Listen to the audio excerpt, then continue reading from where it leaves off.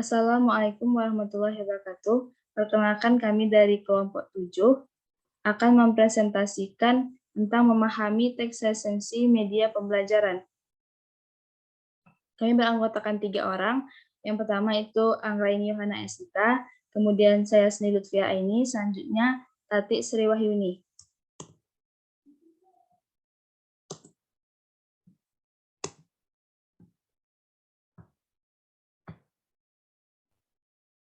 Baiklah, saya akan mempresentasikan materi yang pertama, yaitu tentang konsep dasar teks resensi.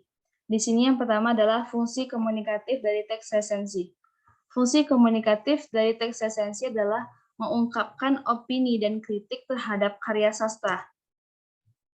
Setelah mencermati, membaca, serta memahami novel yang kita baca, selanjutnya kita memberikan pendapat terhadap fungsi komunikatif dari teks resensi tersebut.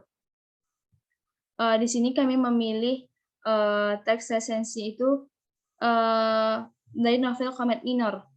Jadi setelah Ananda membaca novel Komet Minor, selanjutnya kemukakan pendapat apa sebenarnya fungsi komunikatif dari teks resensi dari novel Komet Minor tersebut. Fungsi komunikatif teks resensi sendiri ialah digunakan penulis untuk menyampaikan ide, argumen, serta pendapatnya. Pendapat yang bagaimana, yaitu pendapat tentang sesuatu yang diyakini pembaca memiliki nilai kebenaran maupun tidak memiliki nilai kebenaran. Teks resensi sendiri adalah berarti essay yang berarti membicarakan, berasal dari bahasa Belanda. Di sini diartikan tulisan mengenai buku pengetahuan, sastra, atau kamus yang menggambarkan atau menjelaskan sebuah karya serta menilainya. Resensi biasanya digunakan sebagai suatu galian informasi mengenai karya sastra tersebut. Teks resensi dibuat untuk menjelaskan baik buku fiksi maupun buku non-fiksi. Resensi buku non-fiksi adalah sebuah karya tulis yang bertujuan untuk mengulas sebuah buku dengan tujuan untuk memberikan gambaran kepada orang lain tentang keberadaan buku atau novel tersebut secara lengkap, baik dari ekstrinsik maupun intrinsik. Kemudian ada latar sosial teks resensi. Coba kembali diperhatikan teks resensi yang akan dibaca, kemudian teks resensi tersebut dapat ditemukan di mana. Teks resensi dapat ditemukan dalam sebuah buku baik fiksi maupun buku non-fiksi. Nah, disitulah kita akan menemukan lokasi teks resensi yang sering disebut dengan lokasi sosial teks resensi. Tentunya rekan-rekan di sini pasti sering ya membaca novel. Kemudian ada unsur-unsur teks resensi. Menurut Ananda sekalian, apa saja unsur-unsur dari teks resensi? Ya, di sini unsur-unsur teks resensi ada judul resensi. Judul resensi ini mempunyai kesinambungan dengan isi resensi. Selain itu, judul yang menarik juga akan menambah nilai tersendiri bagi resensi tersebut. Kemudian ada data buku. Apa saja isi dari data-data buku tersebut? Yang pertama itu ada judul buku. Yang kemudian ada pengarang. Selanjutnya ada penerbit, tahun terbit, beserta cetakannya. Lalu ada dimensi buku serta harga buku.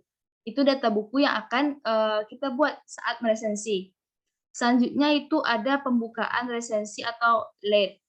Kemudian ada isi resensi.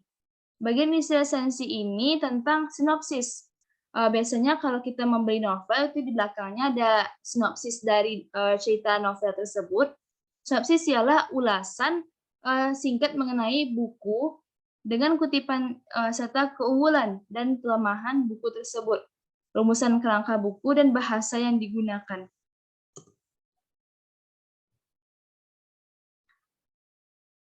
Kemudian yang terakhir ada penutup resensi buku.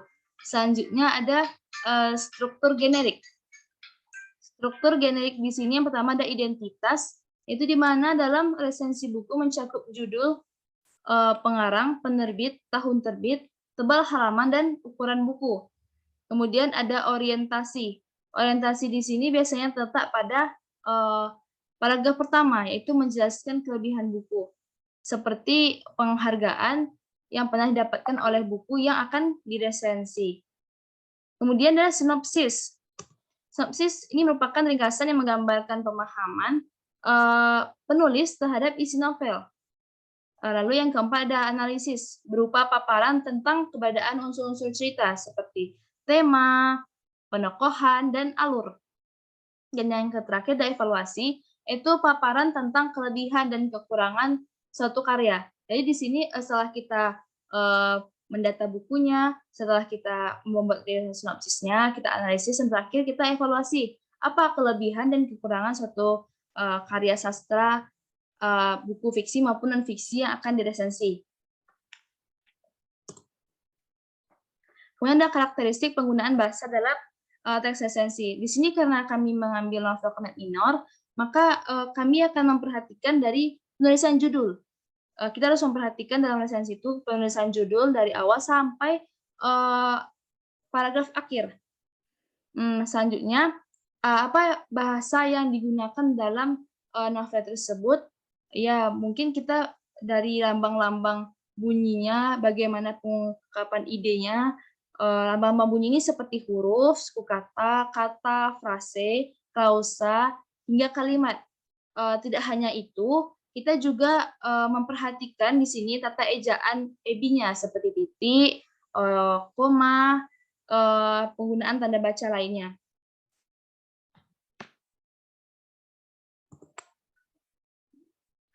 Baiklah, materi selanjutnya saya serahkan kepada pemateri kedua.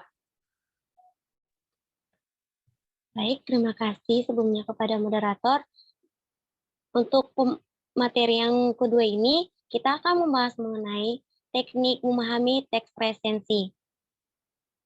Fokus latihan kita adalah membaca, yang memahami teks resensi melalui aktivitas membaca yang secara umum disebut membaca pemahaman atau membaca untuk memahami. Namun, perlu juga diungkapkan jika pada suatu saat kita hanya bisa menyimak dengan baik pembacaan teks resensi tersebut dan menyiapkan kertas kosong serta pena atau alat tulis. Langkah-langkah yang perlu kita tempuh adalah yang pertama, simak dan catat dengan cepat judul teks.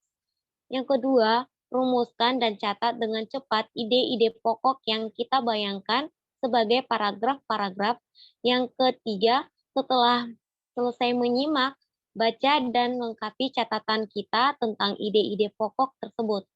Dan yang terakhir, memahami dengan cepat dan menyimpulkan mungkin dengan mencatat simpulan tersebut dalam suatu paragraf, atau mungkin juga jika waktu tidak memadai, menyimpulkan dalam pikiran kita saja.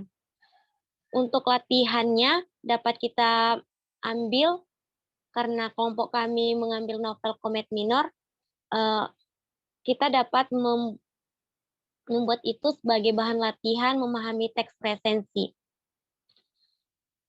Bagian yang pertama itu teknik membaca sekilas. Teknik membaca sekilas digunakan jika kita tidak memiliki waktu yang layak untuk membaca. Yang kedua, sudah memiliki pengetahuan minimal yang memadai berkaitan dengan topik yang diungkapkan dalam judul. Yang ketiga, bukan membaca teks sastra. Dan yang keempat, ingin melatih keterampilan membaca cepat. Penerapan teknik ini juga sederhana jika kita sudah menyediakan alat tulis. Yang pertama, baca dengan cepat hanya judul teks saja. Yang kedua, tuliskan dengan cepat beberapa pertanyaan yang kita perkirakan akan terjawab dengan membaca teks tersebut. Yang ketiga, membaca dengan cepat teks tersebut. Dan yang keempat, tandai dengan cepat pertanyaan-pertanyaan yang ternyata terjawab. Contoh-contoh pertanyaan yang diajukan sesudah membaca, karena kami mengangkat novel komet minor. Pertanyaan yang pertama itu dapat kita buat. Yang pertama, setelah membaca novel di atas, apa tema dari cerita di atas? Dan yang kedua, siapa saja tokoh yang ada pada novel tersebut dan bagaimana karakter masing-masing tokoh. Dan yang ketiga, sebutkan latar tempat yang terdapat dalam novel tersebut. Yang kedua, teknik membaca dengan mencermati kalimat pertama awal paragraf. Teknik ini diterapkan jika kita tidak memiliki waktu yang layak untuk membaca. Yang kedua, sudah memiliki pengetahuan minimal yang memadai berkaitan dengan topik yang diungkapkan dalam judul. Yang ketiga, bukan membaca teks sastra. Dan yang keempat, ingin melatih keterampilan membaca cepat. Penerapan teknik ini juga sederhana jika kita sudah menyediakan alat tulis, yaitu yang pertama, baca dan tulislah kembali judul teks tersebut. Yang kedua, tuliskan dengan cepat beberapa pertanyaan yang kita perkirakan akan terjawab dengan membaca teks tersebut. Yang ketiga, bacalah dengan cepat hanya kalimat pertama setiap paragraf teks tersebut. Yang keempat, tandai dengan cepat pertanyaan-pertanyaan yang ternyata terjawab. Mirip dengan penerapan teknik membaca sekilas, bedanya dalam penerapan teknik ini, kita harus membaca kalimat pertama awal paragraf. Yang ketiga, teknik membaca terstruktur. Penerapan teknik membaca terstruktur atau disingkat dengan TMT sangat berbeda dengan teknik membaca sekilas dan teknik membaca kalimat awal paragraf. Selain memerlukan waktu lebih lama dibandingkan dengan penerapan dua teknik membaca sebelumnya, teknik ini juga dapat diterapkan secara berkelompok. Kelompok yang paling efektif adalah kelompok kecil, misalnya beranggotakan 2 atau 3 orang yang duduk berdekatan atau sejajar. Jadi, untuk bekerja kelompok tidak memerlukan waktu persiapan lama. Untuk format isian membaca pemahaman teks dapat kita lihat dalam materi yang sudah kami share.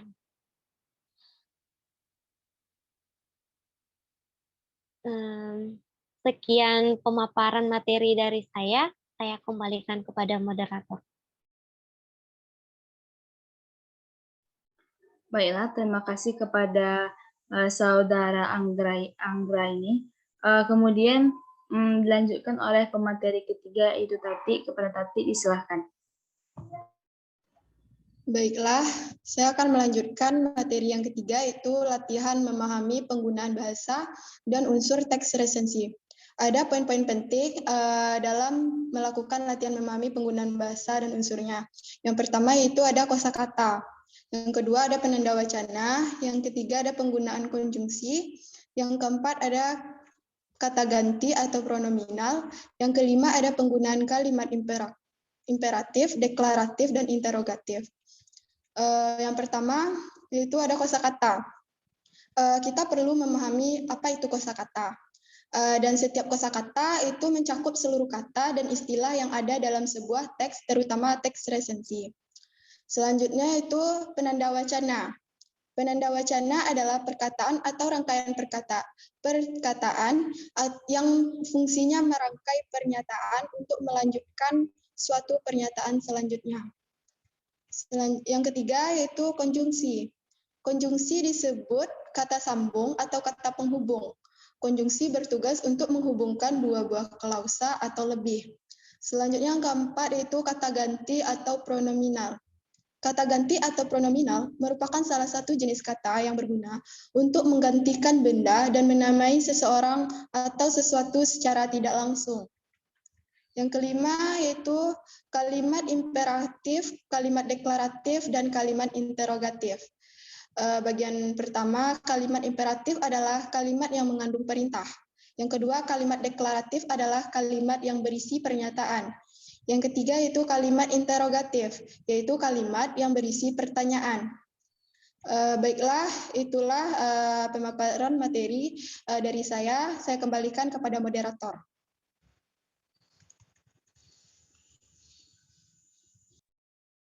Terima kasih kepada rekan saya Tati yang telah memaparkan materi.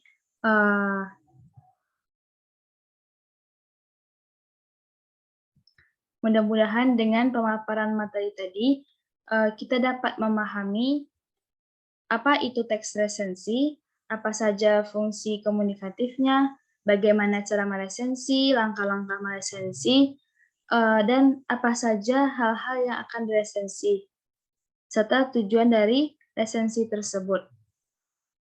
Baiklah, sekian presentasi dari kelompok 7 tentang memahami teks resensi. Apabila kami ada salah, kami mohon maaf. Saya sendiri Lutfiah ini sebagai moderator. Apabila ada salah kata, saya mohon maaf. Saya akhiri dengan wassalamualaikum warahmatullahi wabarakatuh.